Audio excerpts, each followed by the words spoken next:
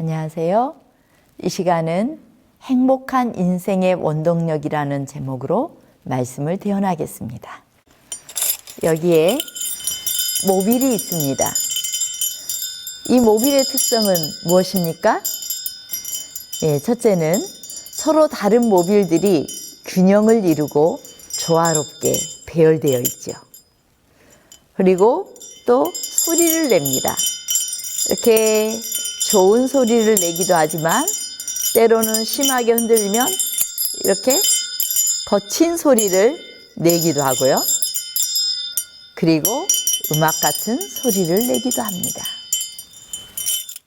중동의 금혼식을 맞이한 한 부부 이야기를 해드리겠습니다.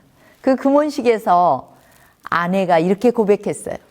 우리 부부는요, 단 한 번도 부부싸움을 하지 않았어요. 기자가 금슬이 좋았습니까? 라고 물었더니 이 아내는 신혼여행을 하던 당시를 회상하면서 이야기를 해줬어요. 남편이 타고 있던 낙타가 이렇게 삐걱 실수를 하자 남편이 다 모래를 털고 일어나서 씩 웃으면서 한 번이라고 했어요. 또 두 번째로 이렇게 한참 가고 있다가 또 낙타가 또 삐걱해가지고 남편이 또 떨어져서 이번에는 화를 내겠지 생각을 했는데 또 다시 이 모래를 툴툴 털고 일어나더니 낙타를 향해 씩 웃으면서 두 번이라고 하는 것입니다. 그런데 이제 또 이렇게 한참 길을 가다가 세 번째로 이 낙타가 실수를 했어요. 그러자 이 남편이 낙타에서 굴러 떨어졌어요. 이제 부인은 어떻게 상상을 했을까요? 씩 웃으면서 세 번 이럴 거라고 생각을 했는데 이 남편이 바로 차고 있던 총을 꺼내서 낙타를 탕 쏴버리는 것입니다. 그래서 그 잔인함에 대해서 아내가 뭐라 하자 남편이 씩 웃으면서 한 번이라고 하는 거예요. 그날 이후로 결코 부부싸움을 하지 않았다는 것입니다. 이 모빌은 꽉 잡으면 소리를 내지 않습니다. 용서하고 기뻐하십시오. 소리는 살아있다는 의미입니다. 그러나 우리는 서로에게 영향을 미치기 때문에 서로를 이해하고 살 수 있는 많은 방법을 배워야만 합니다. 이 모빌의 세 번째 특성은 이 모빌을 연결시키는 것은 이 중심점입니다. 각각의 모빌을 이 연결시키는 것이 이 중심점이고 그 중심점은 가장 중요한 것입니다. 그렇다면 우리의 삶에 있어 그 중심점은 무엇일까요? 우리의 관계, 가정, 우리의 삶의 중심을 잡아주고 유지시켜주는 힘은 무엇일까요? 여기 한 도표가 있습니다. 이 도표를 보면 남편과 아내, 또 아버지와 딸, 어머니와 아들도 바로 직통으로 다가갈 수 있는 지름길은 없습니다. 그들은 서로에게 직접 다가갈 수 없어요. 인간에게 서로 다가갈 수 있는 직통길은 존재하지 않는다는 것입니다.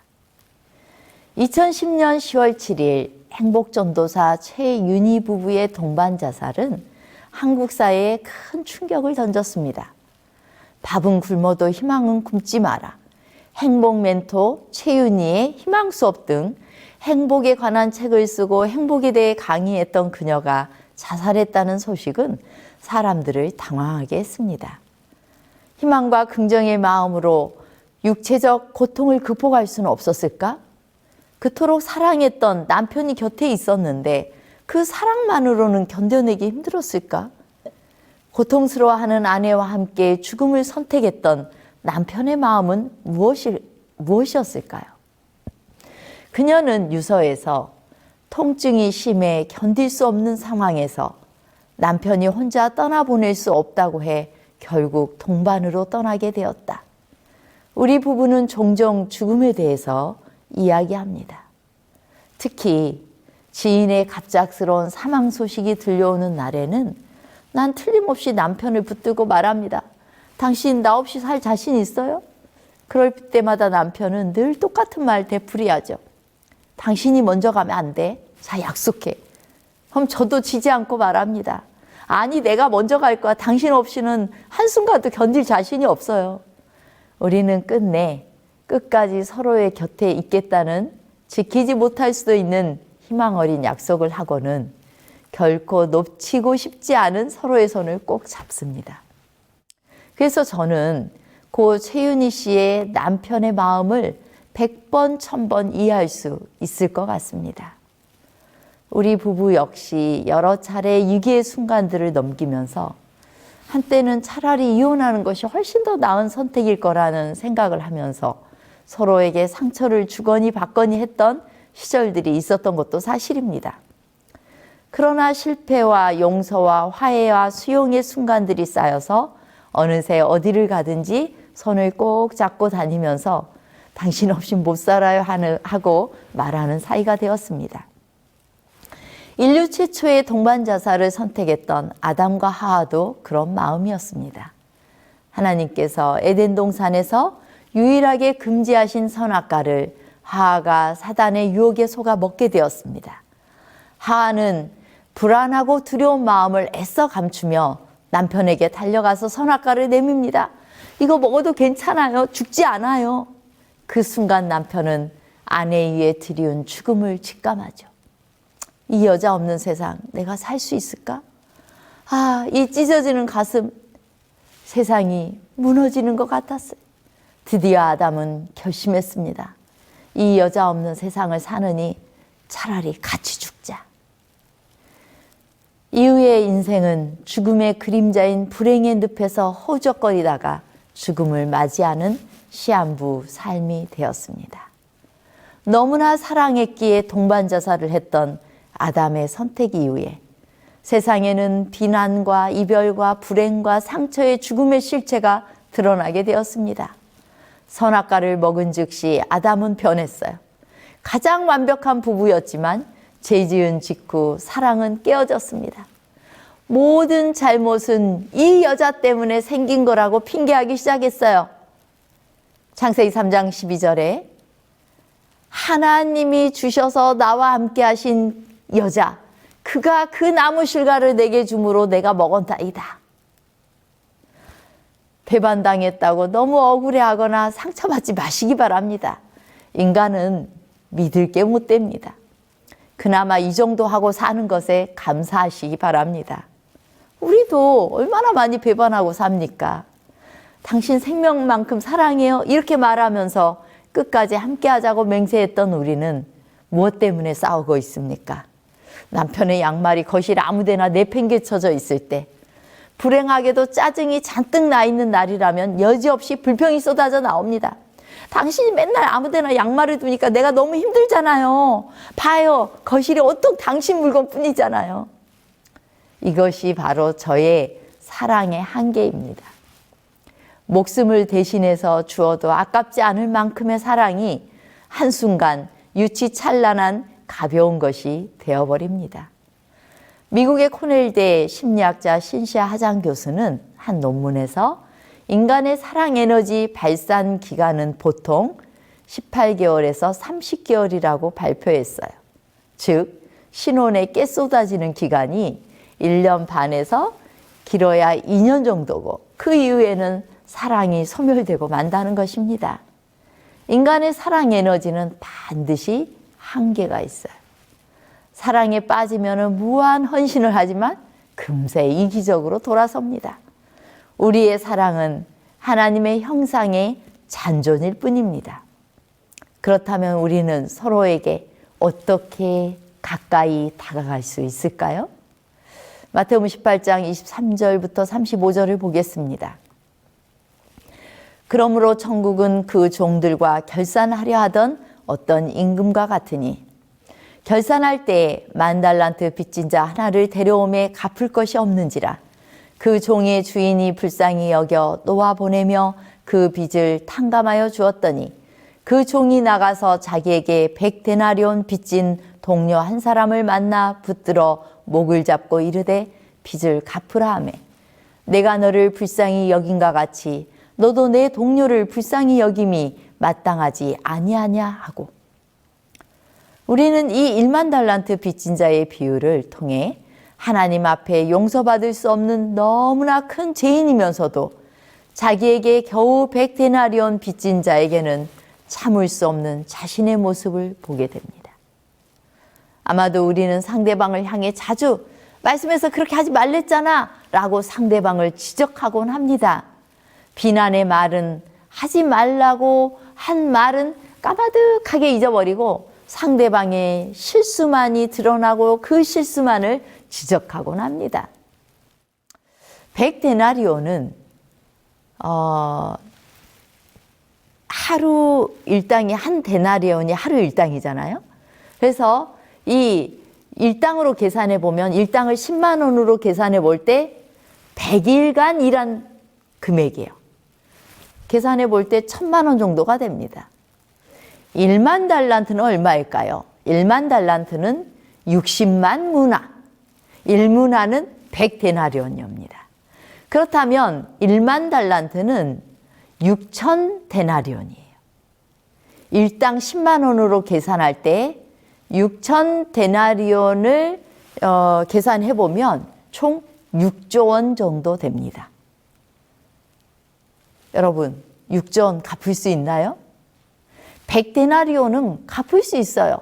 하지만 6조 원은 평생에 만져보지도 구경해 보기도 힘든 돈입니다. 그런데도 그렇게 많이 빚진, 내가 조금 빚진 자의 멱살을 잡고 있는 것입니다. 바울은 이런 죄된 자신의 모습에 대해 탄식합니다. 오라 나는 공고한 사람이로다. 이 사망의 몸에서 누가 나를 건져내랴. 바울은 이런 자신의 실체를 보았을 때 스스로 이 죄를 벗어나는 것이 얼마나 어려운 것인지, 그것이 불가능하다는 것을 인정하게 되었어요. 그러므로 인간의 방법이 궁극적으로 우리를 서로 사랑하게 하지는 못합니다.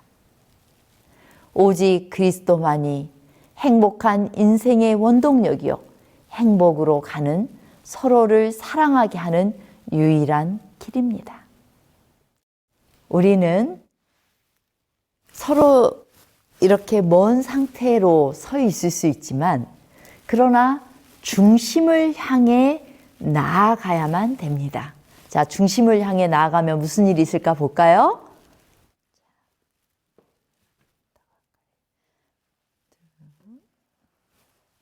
예, 이 중심을 향해 나아가니까 가까워지죠? 그렇다면 그 중심점은 무엇일까요? 사도행전 4장 12절에 다른 이로서는 구원을 얻을 수 없나니 천하 인간의 구원을 얻을 만한 다른 이름을 우리에게 주신 일이 없음이니라 하였더라. 오직 그리스도만이 우리 삶의 중심이십니다. 그분께 나아갈수록 우리는 무한한 그분의 사랑과 용서 앞에서 우리의 가치를 찾게 됩니다. 하나님의 사랑을 경험한 사람은 차츰 다른 사람을 자기처럼 불쌍하고 은혜가 필요한 사람으로 느끼게 됩니다. 그래서 그는 동료를 불쌍히 여길 수 있는 존재가 되는 것이죠. 그 원리를 잘 나타내는 성경절이 요한 1서 4장 10절로 11절입니다. 사랑은 여기 있으니 우리가 하나님을 사랑한 것이 아니요 하나님이 우리를 사랑하사 우리 죄를 속하기 위하여 화목제물로 그 아들을 보내셨습니다. 사랑하는 자들아, 하나님이 이같이 우리를 사랑하셨은즉 우리도 서로 사랑하는 것이 마땅하도다. 어느 때나 하나님을 본 사람이 없으되 만일 우리가 서로 사랑하면 하나님이 우리 안에 거하시고 그의 사랑이 우리 안에 온전히 이루어지느니라. 우리는 오직 사랑의 근원이신 하나님을 만날 때 사랑할 수 있습니다. 용서하는 사랑, 너그러운 사랑을 할 수 있으려면 사랑의 근원이신 예수님을 만나야 합니다. 사랑의 근원이신 하나님께서 우리를 어떻게 사랑하셨습니까? 우리가 아직 죄인 되었을 때 그리스도께서 우리를 위하여 죽으심으로 하나님께서 우리에 대한 자기의 사랑을 확증하셨느니라. 잊지 마십시오. 우리가 아직 죄인이었을 때 주님께서 우리를 위하여 죽으셨습니다. 우리의 배우자가, 우리의 자녀가, 우리의 부모가, 우리의 교우가 아직 변화되지 못하고 죄인이었을 때 사랑하는 것, 그것은 그 사랑을 받은 사람만이 가능한 것입니다. 우리가 그리스도 앞에 나아가면 사랑 자체이신 그분을 통해 서로 가까워질 수 있고 서로에게 살맛나게 하는 존재가 되어질 수 있습니다. 죽음을 넘어선 사랑을 보여주신 하나님을 통해 우리는 사랑할 수 있습니다. 그분께 사랑의 에너지를 받게 될 때 우리는 죽음의 경계에서라도 사랑할 수 있고 용서하지 못할 일도 용서할 수 있게 됩니다. 사랑이신 하나님을 영접하여 행복한 삶을 살게 되시기를 바랍니다. 힐이라는 학자의 ABC X 모델 도표를 제가 소개해 드리고 싶습니다. 이 A는 스트레스 요인이 되는 사건이에요. 그런데 이 스트레스가 되는 이 요인은 어떤 위기를 가지고 옵니다. 이 X라는 위기를 가져와요. 그런데 이 위기의 강도는 B와 C를 거치게 되는데요. B는 위기에 대처하는 가족 자원을 가리키고 C는 그 사건에 대한 가족이나 개인의 인지를 나타냅니다. 그래서 어떤 스트레스 받는 사건이 생겼을 때 그 위기에 대처하는 가족들이 괜찮아요. 힘내세요. 또 반드시 또 더 좋은 일이 있을 거예요. 아마도 이 시련이 디딤돌이 되어서 우리가 더 크게 성장할 수 있을 거예요. 라고 이야기해 준다면, 그리고 그렇게 인식을 한다면 위기의 강도는 훨씬 낮아지겠죠. 반면에 그거 하지 말랬잖아. 당신 왜 내 말 안 듣더니 그렇게 사건이 터지잖아. 이렇게 하는 가족들이 있다면, 그리고 재수없어. 나는 뭘 해도 안 되는 놈이야. 이렇게 생각하는 개인의 인지가 있다면 위기의 강도는 훨씬 높아져요. 별일 아닌 사건도 큰 인생의 위기를 가져올 수가 있는 것입니다. 그리스도인들은 정말 특별한 사람들입니다. 팔이 부러졌을 때 감사하다면서 감사한금을 내는 사람들이죠. 그리스도는 우리 모든 삶에 개입하시며 모든 위기의 순간을 이길 수 있는 힘을 부여하십니다. 그리스도인은 어떤 환경, 어떤 상황에서도 서로를 사랑하며 행복할 수 있게 합니다. 그리스도인은 환경적인 가치에 흔들리지 않고 절대적인 가치를 놓치지 않는 삶을 살 수 있습니다. 그리스도께서 가족의 삶에 모든 관계 속에 개입하시고 우리의 인식 속에 역사하시기 때문입니다. 주님 안에서 행복한 삶을 살게 되시기를 간절히 바라겠습니다.